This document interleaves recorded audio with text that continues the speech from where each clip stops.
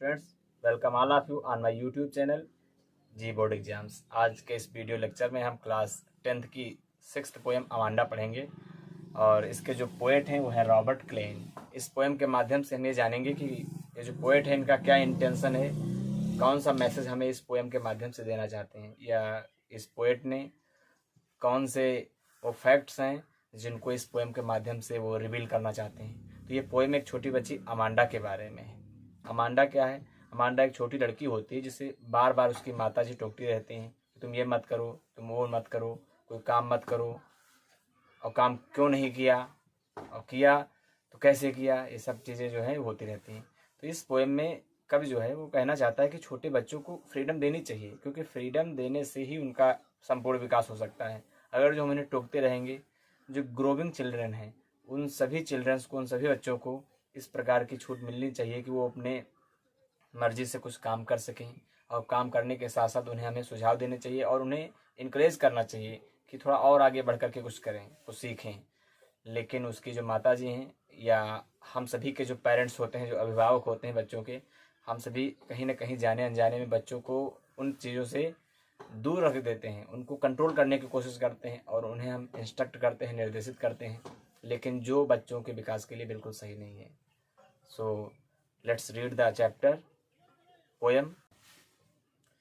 Let's enjoy the session, and before watch, please do like, share and subscribe the channel. Thank you. Start reading. तो सबसे पहले पहली line पढ़ते हैं।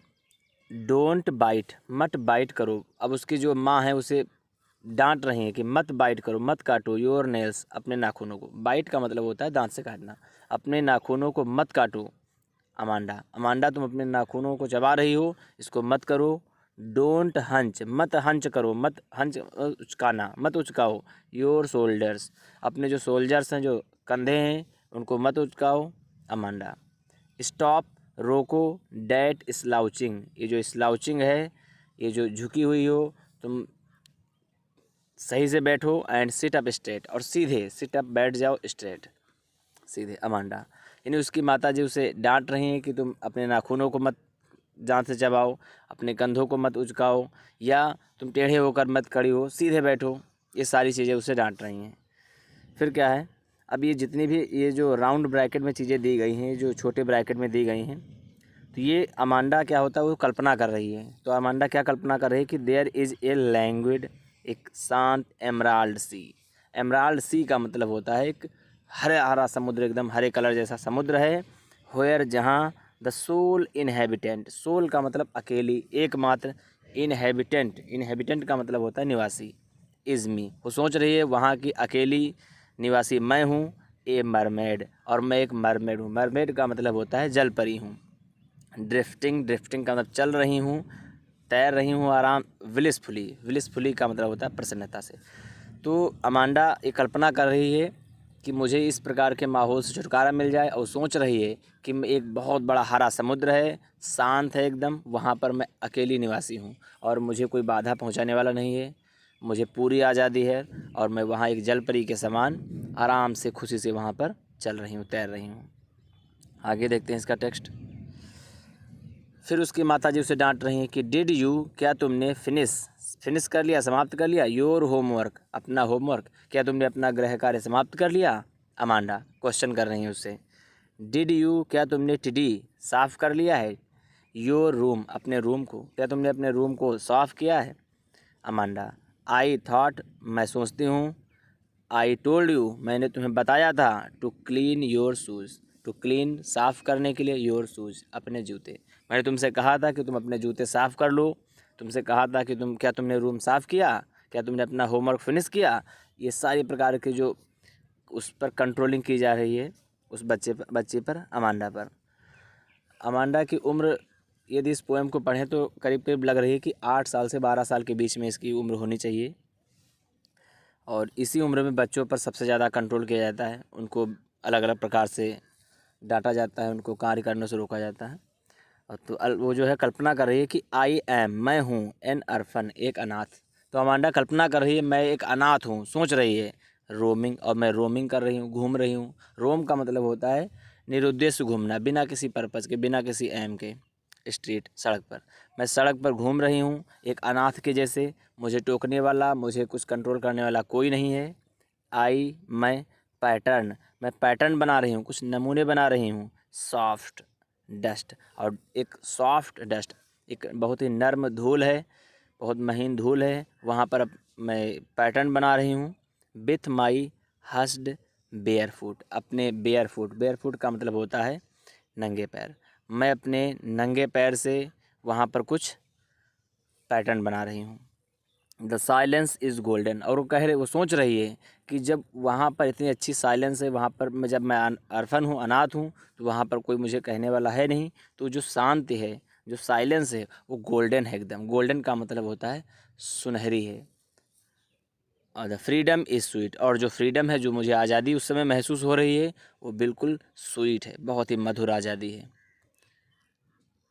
फिर उसकी माँ उसे डांट रही हैं, कह रही हैं डोंट ईट, मत eat that chocolate Amanda, Amanda तुम ये जो चॉकलेट है इसको मत खाओ। यानी जो भी वो काम कर रही है, हर काम में उसे डांटा जा रहा है। और फिर उसे कह रहे हैं रिमेंबर, याद रखो, योर एक्नी, अपने एक्नी, अब एक्नी का मतलब होता है मुहासे, जो पिंपल्स होते हैं तुम्हारे चेहरे पे आ गए हैं, इनको ध्यान रखो, इनका ख्याल रखो। विल यू प्लीज़, क्या कि तुम कृपया, look at me, look at देखोगी मी, मेरी तरफ, व्हेन जब, आई एम स्पीकिंग, मैं स्पीकिंग कर रही हूँ, बोल रही हूँ, कह रही हूँ, टू यू, जब मैं तुमसे बातें कर रही हूँ तो क्या तुम कृपया मेरी तरफ देखोगी? तुम इतना भी नहीं कर रही हो, तुम मेरी बात भी नहीं सुन रही हो। उनकी माताजी को ऐसा लग रहा है। लेकिन फिर अमांडा जो है कल्पना कर रही है, सोच रही है, आई एम रेपुंजल, मैं एक रेपुंजल हूँ। रेपुंजल, इसकी एक कहानी है, एक जर्मन कहानी है। उसमें एक रेपुंजल नाम की एक लड़की होती है। उसको होता क्या है, एक चुड़ैल उसे उठाकर ले चली जाती है और एक बहुत ऊंची मीनार पर उसे रख देती है। और उस लड़की के बाल इतने लंबे होते हैं, इतनी, और मीनार बहुत ऊंची होती है, जिससे कि वो लड़की ना उतर पाए, कहीं जा ना पाए, और वहाँ पर वो बिल्कुल अकेली होती है। और उसके बाल इतने लंबे होते हैं, जो चुड़ैल उसे उठाकर ले गई होती है, जब उसे चढ़ना होता है, बाहर से कभी आती है, जब उसे चढ़ना होता है तो उस रेपेंजल को आदेश देती है और वो अपने बाल गिराती है नीचे, और उसी बालों के सहारे वो ऊपर चढ़ जाती है। तो वही कल्पना कर रही है कि मैं एक रेपुंजल हूँ, मैं बिल्कुल एकांत हूँ। I have not a care, और मुझे कोई केयर नहीं है। केयर का मतलब होता है कोई चिंता नहीं है।